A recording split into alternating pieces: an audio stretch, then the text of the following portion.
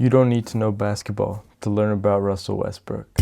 Some people say he's too old and he hasn't won anything. What?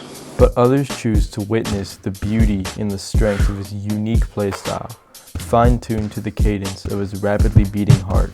He's a symbol of shining individuality, rocking the rim and beating his chest regardless of the white noise around him.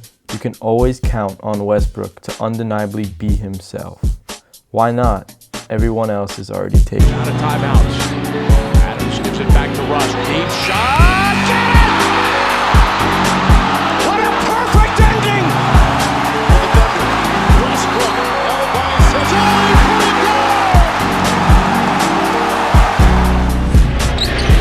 Westbrook again.